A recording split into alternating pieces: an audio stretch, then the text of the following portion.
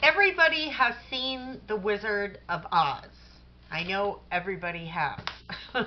And I keep saying I'm going to do this video. So here I am. I'm going to do a quick video on The Wizard of Oz.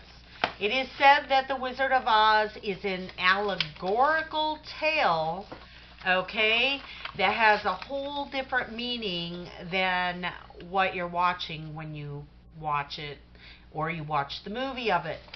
Okay, and there's a lot of different people out there that have different views as to what that allegory is to within that movie. Okay, now I have 7 of them that I'm going to rifle through, and then when we get done, I've compiled my own because I've looked, there are so many different sources of so many different things, but every time I get to a website that explains these things, they get kind of stupid on you, and they just go off in the sovereignty thing, where, and then the whole thing gets away from Wizard of Oz. It's all about becoming a sovereign, and you'll know what I'm talking about in a minute. And or it gets so wrapped up in one detail they totally don't even go through everything else. And finally, I just put down what I know, and because I think it's kind of an important thing. It's a good way to show you an allegorical tale and show you what the underlying meaning is. When we go back in the Bible, like in my first videos, we talked about the difference between allegory and metaphor and things like that. Well, this tale is definitely allegory. I mean, you can decide for yourself ultimately. And I'm just going to give you the end that I'm aware of and that I know.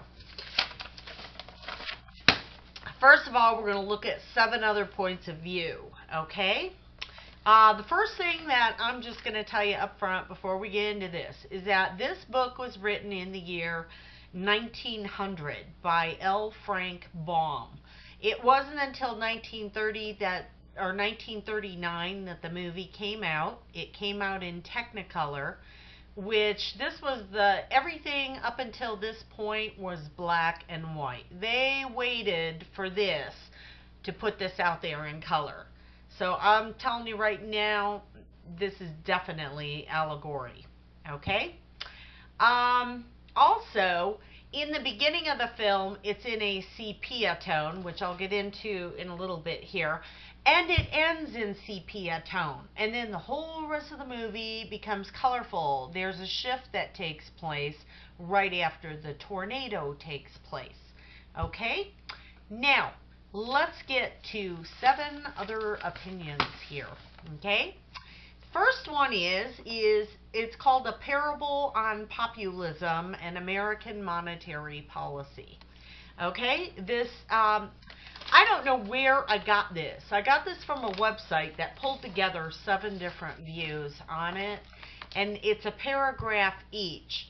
I know I didn't get this from Wiki. I cannot for the life of me find it. I can't. I don't know who to give credit to, but in the article it gives credit to the people that have these views. Okay, first one, A Parable on Populism. This popular and well-documented reading sees The Wizard of Oz as being about the collapse of the populist movement in the United States at the turn of the 20th century. In this scenario, Dorothy represents the common citizen.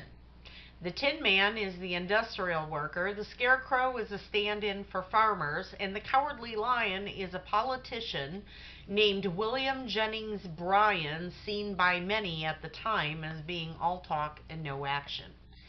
Okay, they travel along the yellow brick road, which is the gold standard, to see the wizard, who could represent President Grover Cleveland or William McKinley.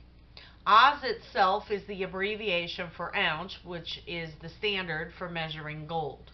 The green of Emerald City represents the dollar. The Wicked Witch of the East represents the bankers, and the Wicked Witch of the West, who, remember, gets killed by water, is drought. Okay, this theory put forth in the 60s by a high school teacher named Henry Littlefield they say has since been debunked, yet still maintains a hold over many. I don't agree with all of it. I think it's a little bit different than that. Some of it's the same, but I don't know how they could have debunked it. They would have had to go back to the author, and I think that this author is a high-ranking Freemason, okay? All right, now, there is religious allegory connected to it, if you can believe that. It says, over the decades, The Wizard of Oz has been seen by many Christians and used often in sermons as an allegory of faith. Consider the yellow brick road as the path to enlightenment, with the characters encountering a variety of emblems of sin and temptation along the way toward the Emerald City, which is a kind of heaven. In another reading, Oz itself can be heaven. Also, the Wicked Witch is killed with water, suggesting baptism. It also helps that there's a number of resonances between Baum's story and John Bunyan's influential spiritual tale, The Pilgrim's Progress. Okay, so that's the spiritual side. Now we have an atheist allegory. Okay.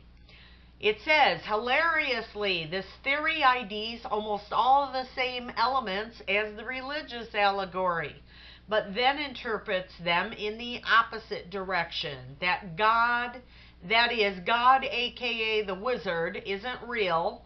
There's a mortal behind the curtain, and all that spiritual mumbo-jumbo is illusionary. This theory corresponds better with the book, where Oz is more about duplicity and illusion than the movie. For example, in the novel, the Emerald City is only emerald because the wizard makes everyone wear green glasses there. In fact, early in the book's publishing career, Christian fundamentalists tried to get it banned for suggesting that humanity's gifts came from within and were not God-given. Now, if you can believe it, there is a feminist allegory, okay? It says, first consider the fact that anyone who actually has any real power in Oz, Dorothy and the witches, are female. And perhaps just as important, note how all the men are lacking to some degree. Be they wizards without power, lions without courage, 10 men without hearts, and scarecrows without brains. This may not be incidental. L. Frank Baum's mother-in-law was the influential suffragist Matilda Joslyn Gage, a colleague of Susan B. Anthony and Elizabeth Cady Stanton. And many have noted how Matilda's radical feminism made its way into Baum's Oz books.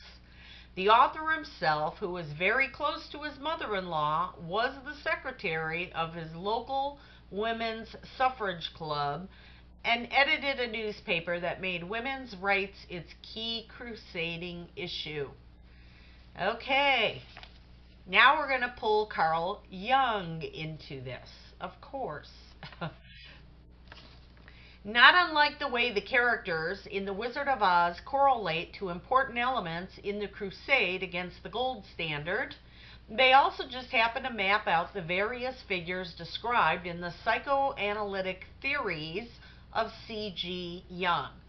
Dorothy, the dreaming innocent, is on a quest toward individualization or self-actualization, and her companions correspond to the first 3 stages of Jung's conception of the animus, the male interpersonality of the female.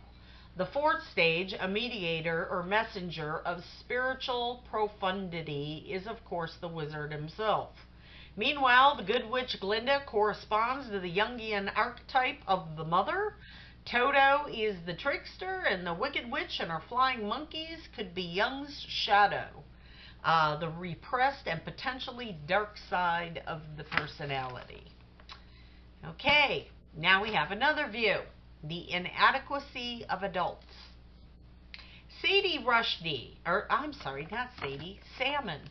Salman Rushdie, a noted fan of The Wizard of Oz, who wrote a pretty amazing BFI Classics book on the film, believes that one of the things that makes Oz so powerful is that it lays bare the weakness of adults. as witnessed by Auntie Em and Uncle Henry's inability to save Toto, and of course by the wizard's own powerlessness. And the need for children to do their own growing up. As the Wicked Witch of the West grows down, he writes, so too is Dorothy seen to have grown up. Okay, and here's number 7, called the Glinda Conspiracy Theory. Glinda's the good witch, okay? Thanks to the internet, over the years, many Oz fans have circulated opposing, and of course usually tongue-in-cheek, theories suggesting that Glinda the Good Witch might actually be the true villain of Oz. Okay, some have pointed to the fact that Glinda gloats a little bit too morbidly over the death of the Wicked Witch of the East, calling for celebrations, and then actually taunting the witch's sister. Then, of course, there's the simple fact that Glinda, though she knows the ruby slippers will send Dorothy home, hides this fact from Dorothy and sends the unwitting girl off to do her dirty work for her. So she herself can finally rule over the land of Oz. Interestingly, Oz, the great and powerful, seems to inadvertently nod to this reading a bit, in that in the new film, the Wicked Witch of the East initially presents herself as a good witch and sends the unwitting Oz off to kill Glinda the Good Witch.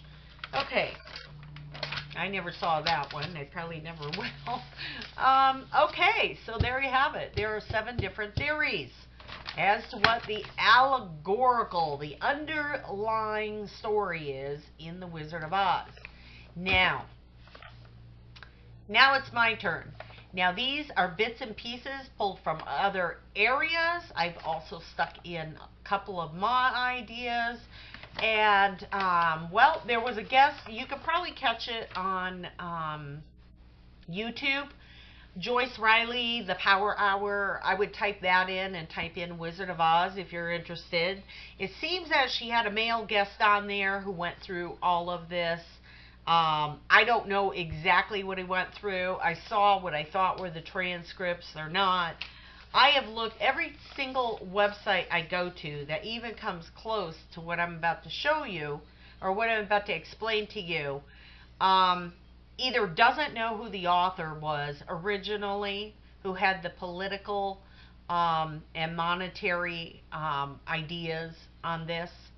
Also, or they trail off into whatever their own agenda is for their website. That's the direction it goes, and then they kind of get lost along the way and they never really explain it. So I have had to put this together myself because I've been aware of this for about a decade. I used to listen to Last Trumpet Ministries, Pastor David J. Myers, and he used to make little brief mentions, just like I said, people say they will add it to sermons. Well, he wasn't adding it in a spiritual light. He was adding it in an exposing light. And there were certain aspects of this that he would bring up. And this is where I first learned that Wizard of Oz really was allegory. Okay?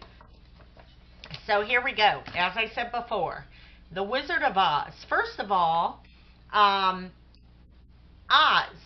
is, or ounce, as I had read before in one of the theories, is that the Wizard of Oz really should be read the Wizard of the Ounce, because the ounce is really about precious metals. I mean, Dorothy had silver slippers originally in the book.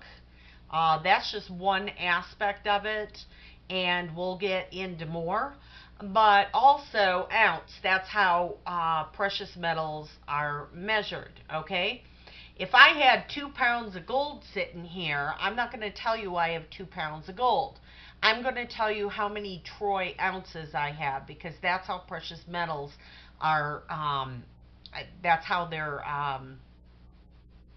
they come up with the numbers. I can't think tonight. It's a long day. Okay, and that's how they're calculated, okay, is by troy ounce. Now, a troy ounce is slightly heavier than, like, an ounce of food, like on your kitchen scale. Troy ounce is a little more on the heavy side. Okay, so anyway, ounces are how all precious metals are measured, okay? Not by pounds. You could have a ton, okay, an entire ton of precious metals, and you would have to break that down into ounces when telling somebody your quantity of precious metal. Okay, now I told you also that this started in sepia tone, and then all of a sudden, after everything changes in the movie, everything's in color. There's a whole shift that takes place, not just with the tornado itself, but with the movie itself. So you're going from sort of a sepia tone, old time kind of period of life. And then after this tornado comes about, which I believe depicts the bankruptcy of America, which we'll get into, after that turns about, you got a whole different country now. And so now they show it in a rather colorful way. Okay? Also, because this movie was in Technicolor, they had to put that sepia tone in there too. They had to color all of this out, because this was the very beginning of color on your television. So, even at the end of the movie, when it goes back to sepia tone, they have to color that all in. That wasn't your standard black and white.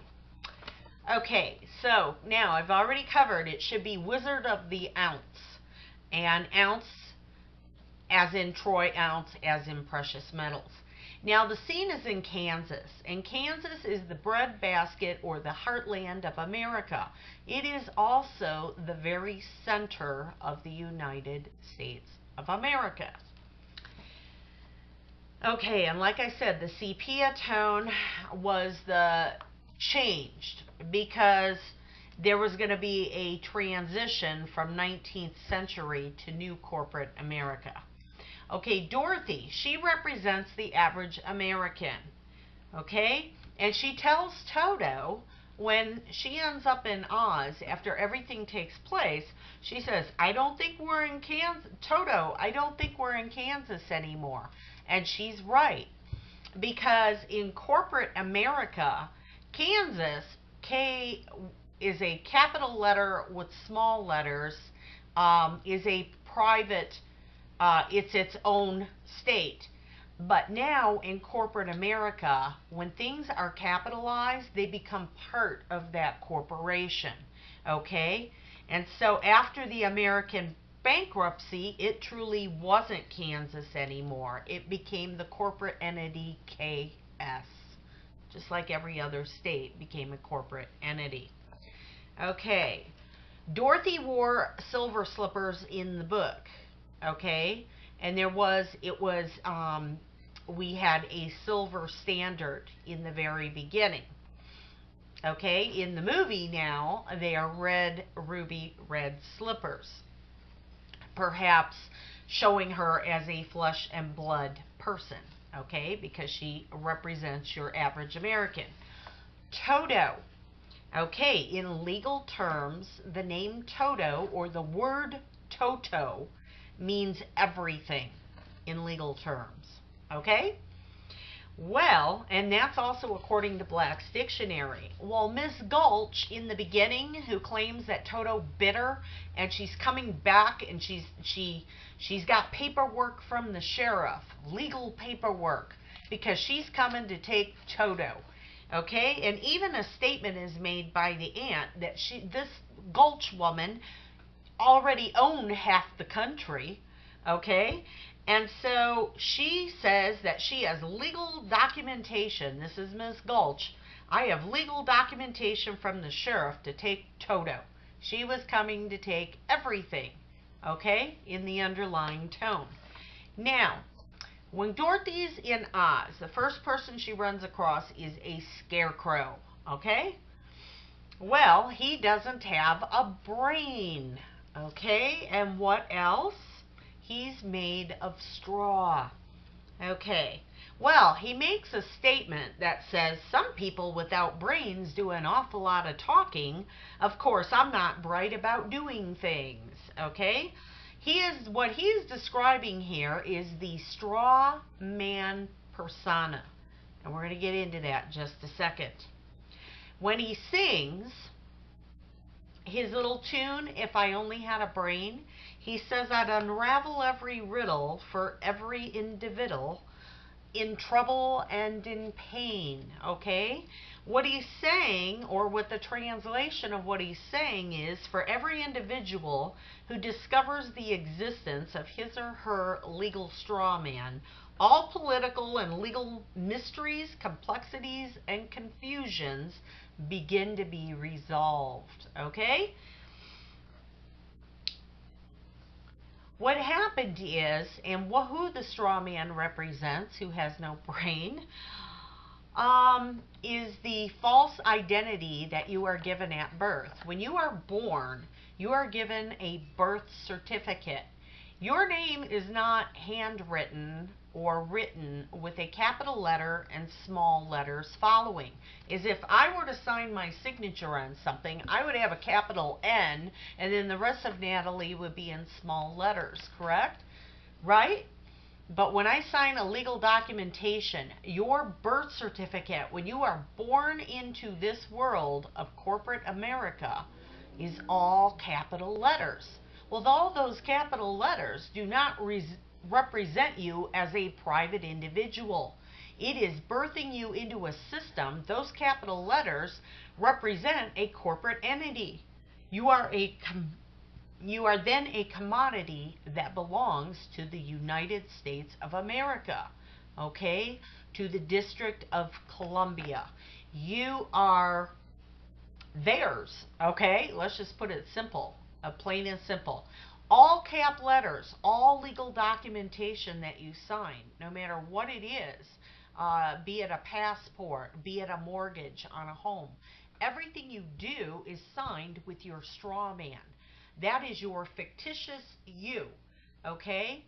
Now, as a sovereign, you would not answer to any of the straw man. You would not answer, even, this gets into, well, we'll get into this in a minute.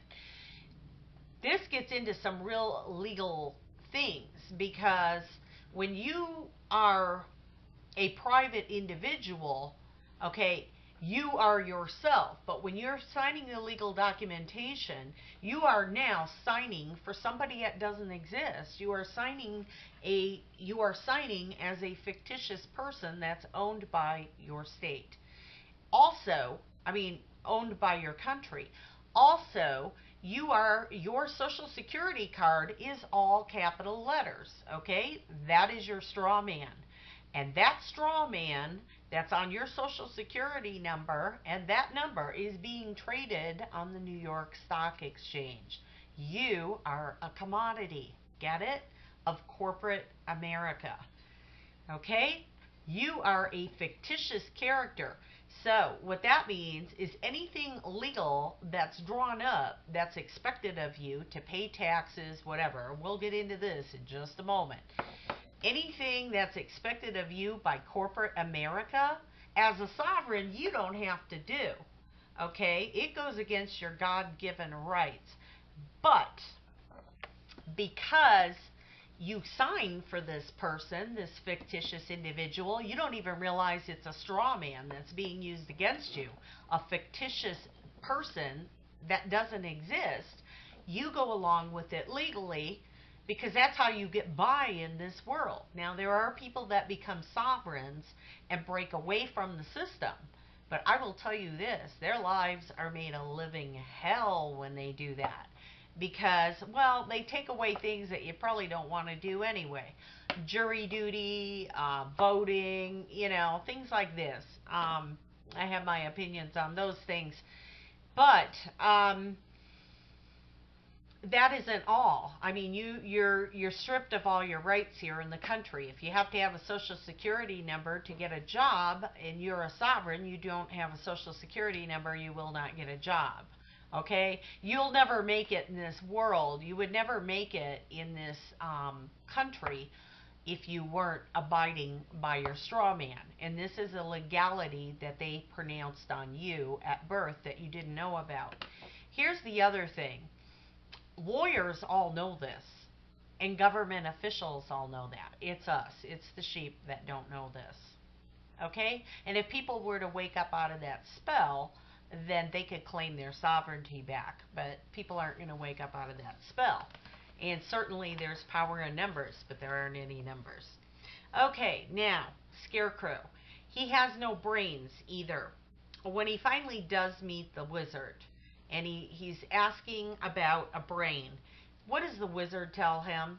You got to remember, this was written for the future, okay? Well, he says, I can't give you a brain, but I can give you a diploma. And he pulls out another legal documentation with a straw man on it. Get it? Okay, so here you go. Now, if he can't give him a brain, but he can give him a diploma. Look at the state of our school systems now, how dumbed down they are. Okay? This is all by design. And obviously, the one who wrote this book obviously knew that. Okay? Now, and the next thing is you have a Tin Man. Now we're going to get into the other part of this. The Tin Man. Remember the Tin Man? He did not have a heart. Well, I want you to think about the word tin, because tin in Black's dictionary means counterfeit. In Black's dictionary, legal dictionary, it means counterfeit. The word tin, T-I-N. Also, consider that for the Tin Man, T-I-N, he represents your taxpayer identification number. Okay, so by now the light should be going on in your head. Okay, this is the vessel or the vehicle for your strong man. This is what the strong man works for. This taxpayer identification number. Okay, he also is an artificial entity, just as a Scarecrow and the strong man. Okay, notice he's holding an axe. And anyway, he says, he makes a statement, I've held that axe up for ages. This is after Dorothy oils him up and he's able to move. Oh, I've held that axe up for ages. Well, that also has significance, because the symbol of the fasces, okay, is a bundle of rods with an axe in the middle with a blade projecting. And we have 2 6-foot tall ones on the wall of either side of the podium of the U.S. Senate. There's also one below at the base on the emblem. Okay. Also, this fasces was on the Mercury head dime. Now, Mercury was a Roman deity. He was the god of commerce. Okay, when the Tin Man encounters the wisdom, when he encounters the wizard gives him a clock instead of a heart. Actually gives him a heart-shaped clock, but it's a clock. Can't give him a heart. Okay? And guess what? As a Tin Man, he will be living by that clock the rest of his life until he retires. Okay? Taxpayer identification number. Get it? Okay, now we have a cowardly lion. Okay? And he has no courage. Okay? And it's surprising to find that the king of beasts would be so cowardly. Okay? And it is suggested that perhaps it's the state of the people after the U.S. bankruptcy that occurred. Okay? And we're going to talk more about that in a moment. Professor Marvel. Okay? He was a traveling mystic who claimed that he was, quote, acclaimed by the crowned heads of Europe, past, present, and future. Okay, well, that still rings true today, and that's quite a claim for him to say future, because between 1916 and 1933, most America's gold was rounded up, aided by President Franklin Roosevelt. The gold went into a private bank called the Federal Reserve. There's your Emerald City. And was shipped off by the Fed owners to England and Germany. Federal Reserve notes could be redeemed in gold, and interest also was to be paid in gold. The U.S. traded its gold for paper notes, which carried no interest requirement.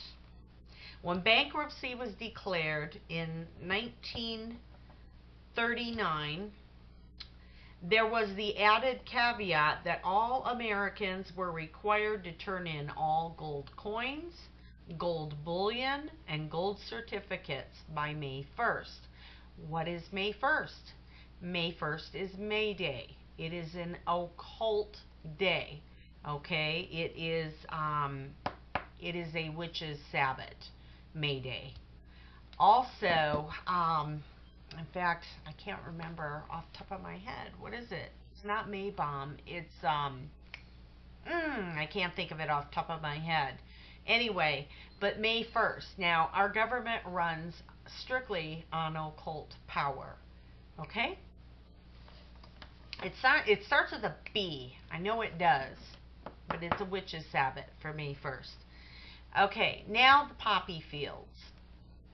The Wicked Witch wanted the lifeblood of the Americans, thus the ruby slippers in the movie. Now in the book they were silver, and we did have silver coinage, okay? All right. She covered the countryside with poppy flowers. Well, what is poppium? What do the poppy represent? Opium, heroin, okay? And what happened is she did this because she wanted Dorothy to fall asleep. Her plan was to come in and get the red slippers, okay? The thing is that when her and the other three and Toto, they all went out into the poppy fields, only Dorothy and the lion fell asleep. You know why? They represented, the two that stayed awake was the Tin Man and the Scarecrow, because they're fictitious. They're not flesh and blood being. They represent fictitious. The straw man, taxpayer identification number, get it? Okay, they're not real entities. But the other two fell asleep, okay? Until the Good Witch came along and she sprinkled snow, which was another drug being represented there as the cocaine, to lower the effects of the opiates. Okay? Today's drug industry has dulled the senses of the Americans. The pharmakia that's talked about in the Bible. Okay? And it has taken away America's quality of life. Okay? Who cares if you live to be 70, 80? You know, I mean, who cares if you live to be 80 years old? If you don't have quality of life, what good is it? And that's what they're doing through the drug industry, is robbing people's quality of life.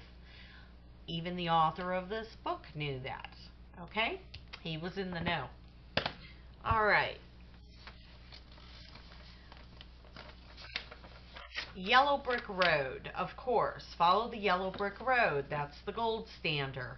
You follow the yellow brick road to find out who stole all the money. And when you get to Emerald City, you realize it represents the Fed, as I said before. Okay, it's green. It's the Fed. Okay, now who are those flying monkeys? Well, flying monkeys in jest typically represent attorneys. And in this case, they are attorneys that represent the legal interests of government, drug trade, and medical establishment of today. That's who those flying monkeys are, that are under the control of the Wicked Witch banksters. Okay? Now, when they find the wizard, Toto is the smartest one in the bunch, because he's the one that pulls the curtain back to expose the fraud that's operating who's running the whole operation, okay? It's just a little guy back there behind the curtain. So it is today. We don't know who the real handlers are, but this planet is it's divided up by families, by ruling class, okay? But we don't see their hand. We only see our immediate government officials, and we think it's all them, and we think all the policies them. But no, there's somebody else behind the curtain that is pulling these strings that they answer to. Okay? Now, here's the last point that I would like to make.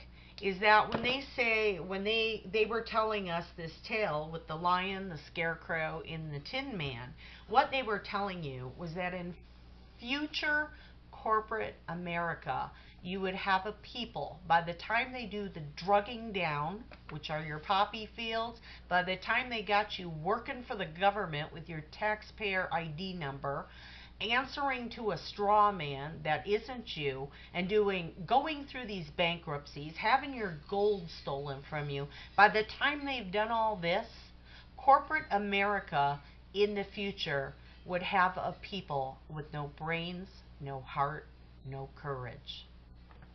That is your Wizard of the Ounce. Okay? Do I believe that L. Frank Baum knew all this as a future prophecy? You bet I do. Oh, you bet.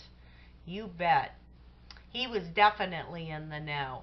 He definitely had to be a high-ranking Mason for them to have elevated his movie to be the first color movie to come out right after all the robbing that they did of the American people.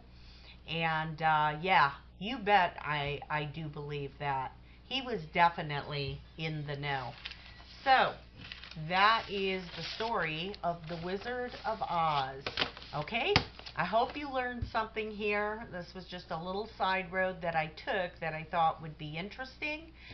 Be blessed.